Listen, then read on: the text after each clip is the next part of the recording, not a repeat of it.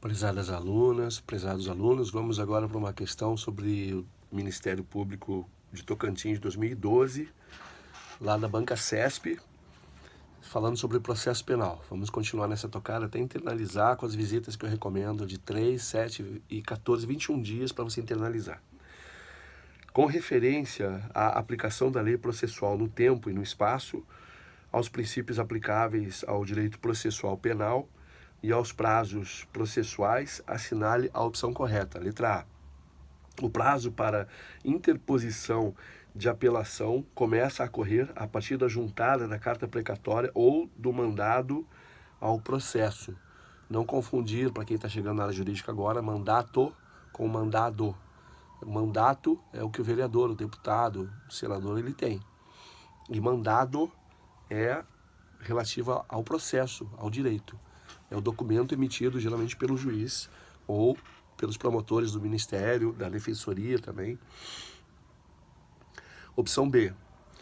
No processo penal, incluem-se na contagem dos prazos o dia do início e o dia do final do prazo. Agora a opção C. Essa questão que eu li é muito importante. Tem lugares, tem momentos em que você conta a partir do dia e outros do dia seguinte. Isso pode representar a perda do processo, a perda do prazo processual. E o advogado fica muito mal visto se cometer esse deslize. E aí eu vou aproveitar para chamar a atenção, que eu já recebi comentários de várias pessoas da área jurídica, que, por exemplo, você deixando para o último dia, qual é o risco que acontece? Na comarca onde você tem que direcionar a sua resposta, seja uma contestação, a peça processual que for, se lá for feriado, você perdeu o prazo. Então, muita atenção. Por isso que você que é estudante de Direito, você que vai fazer o Enem e pretende ser estudante de Direito, eu recomendo fortemente, já na faculdade, ainda mais se você for bolsista, receber uma tarefa, um trabalho grande, longo, já sai dali e vai fazer direto. Se você tem que fazer estágio, tem que trabalhar, faça à noite, no primeiro dia, comece ali o seu trabalho. E de preferência, alguns dias antes da data marcada para a entrega, você já publicize, você já comente com a sua professora, com o seu professor, que você está na metade do caminho, com uma dúvida. Faça sim esse trânsito político, entre aspas. Peça uma ajuda, porque isso vai surpreender positivamente quem é professor. Então, se você já está se encaminhando da metade para o final, no segundo ou terceiro dia que foi passado o trabalho, a tarefa, você já vai ser uma pessoa vista como diferenciada. Então, esses pequenos truques vão fazer com que você obtenha, sim, um ponto a mais, se necessário, na sua aprovação e, quiçá, vai te manter entre 9, 9,5 e 10, com notas elevadas, pelo cumprimento dos prazos com antecipação. Fica a dica aqui, não só para quem vai fazer área jurídica, mas para todos os profissionais que têm que cumprir prazos, que isso te deixa como uma pessoa, visto como uma pessoa competente. Então fica a dica, vamos seguir adiante. Letra B. No processo penal, incluem-se na contagem dos prazos o dia do início e o dia do final do prazo. Letra C. Compete ao Tribunal de Apelação, em sede de habeas corpus, a aplicação de lei mais benigna, editada após o trânsito em julgado de sentença que tiver condenado determinado réu. Opção D. Se, após decisão que tiver concedido liberdade provisória a determinado preso, entrar em vigor nova lei que proíba a concessão do benefício para condenados por crime da espécie do cometido por esse preso, deverá o juiz da causa revogar a liberdade provisória em razão da superveniente proibição legal. E a última opção, letra E. Nas ações penais privadas subsidiárias das ações públicas, o prazo decadencial para o oferecimento da queixa-crime inicia-se a partir do encerramento do prazo para o promotor de justiça oferecer a denúncia. Comentários das opções. Letra A. Ela está incorreta, visto que contraria o entendimento esposado na súmula número 710 do STF. Novamente, leiam as súmulas. Segundo a qual, os prazos no processo penal contam-se da data da intimação e não da juntada aos autos do mandado ou da carta precatória ou de ordem. O que seria juntada aos autos, para quem está chegando agora na área jurídica? Você, de forma leiga, vai pensar assim, não, nós temos que anexar o documento. O anexar o documento para o leigo é a juntada no juridiquês. Então é quando você junta o processo, na minha época, físico, e hoje é o processo eletrônico. Letra B. Ela está incorreta, pois não reflete o disposto no artigo 798, parágrafo 1º do Código de Processo Penal, que estabelece que o dia do começo não será computado no prazo processual, no qual será incluído, no entanto, o do vencimento. Olha que interessante, hein? Tem que ler e reler o artigo 798, parágrafo 1º do Código de Processo Penal. Letra C está incorreta, pois a competência para aplicar a lei penal mais benigna editada após o trâmite em julgado de sentença que condenou o réu será do juiz nas execuções, conforme entendimento firmado na súmula número 611 do STF. Se o processo ainda estiver em primeira instância, tal competência recairá sobre o juiz de primeiro grau, a quem incumbe proferir a sentença se estiver em grau de recurso. Competente será o tribunal com atribuição para o julgamento deste recurso. Comentário agora da opção D, que está incorreta. Incorreta, pois as leis processuais que possuem aspectos processuais e penais, assim chamadas mistas ou híbridas, não retroagirão para prejudicar o réu. Submetem-se, pois, ao regramento estabelecido pelo artigo 5º, inciso 40 da Constituição Federal. E a última opção, letra E, que é a correta. No âmbito da ação penal privada subsidiária, o ofendido ou seu representante legal dispõe do prazo de 6 meses para oferecer a queixa subsidiária, a contar do dia em que tem fim o prazo para oferecimento da denúncia pelo Ministério Público. Artigo 38, parte final do Código de Processo Penal, ou infine. Só acrescentar um comentário para clarear o entendimento dessa letra E, desse gabarito.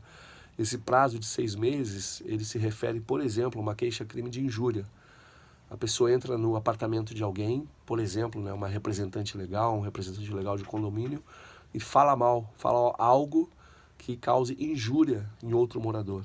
Então essas pessoas, esse casal, por exemplo, eles servem como testemunhas da injúria causada, e o prazo de 6 meses ele conta a partir da data que essa pessoa ofendida fica sabendo da ofensa. Ou seja, isso pode ter 2 anos que aconteceu, 3 anos, mas não prescreveu. Então eu recomendo aproveitar também e ler sobre prazo decadencial e prazo prescricional. Já até fizemos algumas questões aqui em outros vídeos e vamos aprofundar mais o tema.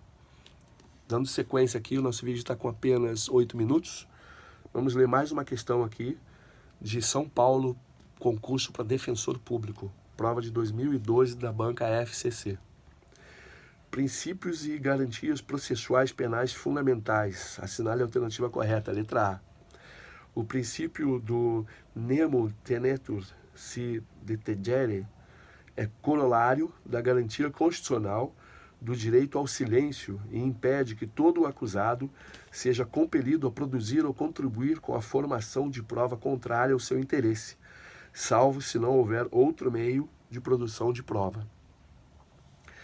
Letra B.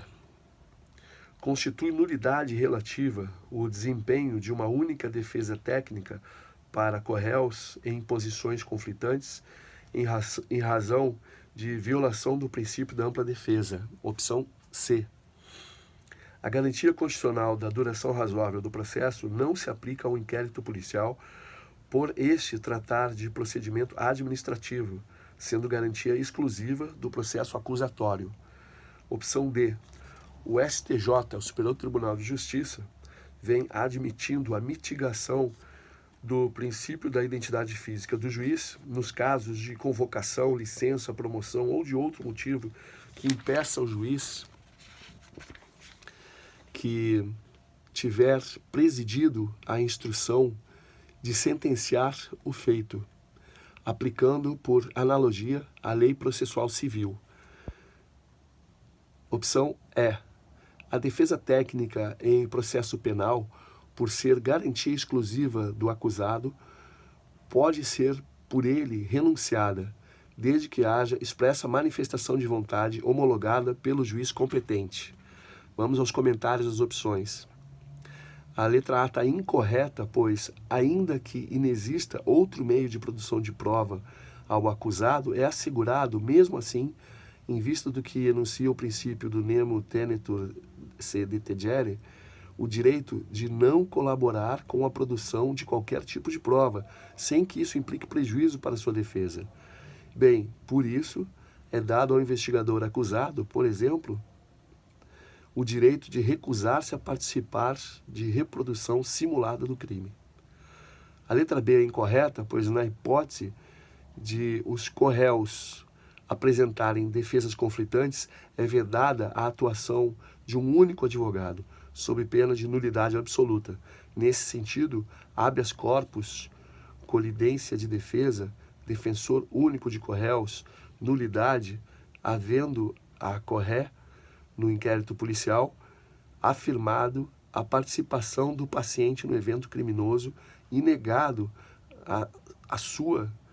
o interesse do paciente no evento que sejam de duas pessoas ou conflitante, ou ser conflitante. Assim, não poderia a defesa de ambos os dois ter ficado a cargo do mesmo defensor público, sob pena de colidência, habeas corpus deferido, extensão da ordem a corré. STF, primeira turma, habeas corpus 75873 de Minas Gerais. Relator, ministro Ilmar Galvão. 26 de maio de 99, é a jurisprudência aqui citada. Agora o comentário da letra C, que também está incorreta. Já que o princípio da duração razoável do processo, contemplado no artigo 5º, no parágrafo 78 da Constituição Federal, tem incidência, sim, no âmbito do inquérito policial, procedimento administrativo. Agora, a letra D, que é a opção correta, o comentário é baseado na Lei 11.719 de 2008, que introduziu no artigo 399 do Código de Processo Penal o parágrafo 2º, conferindo-lhe a seguinte redação, abre aspas, o juiz que presidiu a instrução deverá proferir a sentença, fecha aspas, isso tem que ser internalizado. Isso não pode ser esquecido. O princípio da identidade física do juiz, antes exclusivo do processo civil, passou a ser também aplicável ao processo penal. Como as restrições não foram disciplinadas no Código de Processo Penal, deve-se aplicar quanto a essas o que dispõe o artigo 132 do Código de Processo Civil, conferir habeas corpus, tráfico de drogas, princípio da identidade física do juiz, juiz sentenciante diverso do responsável pela condução da instrução criminal, ausência de configuração das hipóteses previstas no artigo 132 do Código de Processo Civil, nulidade configurada, liberdade provisória, ausência de fundamentação concreta, constrangimento ilegal evidenciado. Ponto 1. Com o advento da Lei 11.719 de 2008, o magistrado que presidir a instrução criminal deverá sentenciar o feito, ou seja, o juiz que colher a prova fica vinculado ao julgamento da causa. Ponto 2. Esta Corte Superior de Justiça tem se orientado no sentido de que deve ser admitida a mitigação do princípio da identidade física do juiz nos casos de convocação, licença, promoção, aposentadoria ou afastamento por qualquer motivo que impeça o juiz que presidiu a instrução de sentenciar o feito, por aplicação analógica da regra contida no artigo 132 do Código de Processo Civil. Ponto 3. Verificado que foi prolatada a sentença penal condenatória por juiz diverso do que presidiu toda a instrução e que não está configurada nenhuma das hipóteses previstas no artigo 132 do Código de Processo Civil, impõe-se a concessão da ordem para que seja anulada a sentença, determinando que outra seja proferida, dessa vez pelo juiz titular da vara ou pelo seu sucessor, conforme o caso. Jurisprudência do STJ, da sexta turma, habeas corpus 201.001, 748605, relator ministro Sebastião Reis Júnior. E a letra E, incorreta, o comentário é o seguinte, a defesa técnica no âmbito do processo penal é obrigatória, não é dada ao acusado, portanto, dela abrir mão. é o que estabelece o artigo 261 do Código de Processo Penal. Portanto, o gabarito é a letra D. Eu vou reler a letra D aqui só para ficar na memória, ficar claro.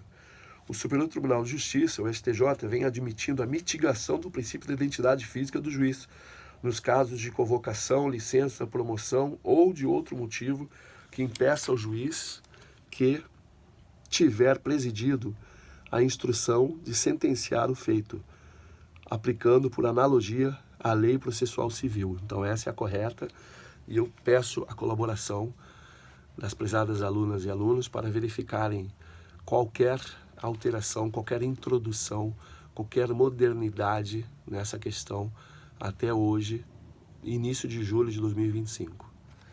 Muito obrigado, vamos interromper esse vídeo, continuaremos no próximo, a leitura de questões. Vamos ler para delegado de polícia de Goiás, delegado de São Paulo também, cartório de Minas Gerais, delegado de São Paulo, analista do STM, Superior Tribunal Militar. E depois vamos passar a resolver questões com comentários, com gabaritos comentados sobre inquérito policial. Vejam que assuntos interessantes, não é mesmo? Uma excelente prova, bons estudos e muita saúde para vocês e família.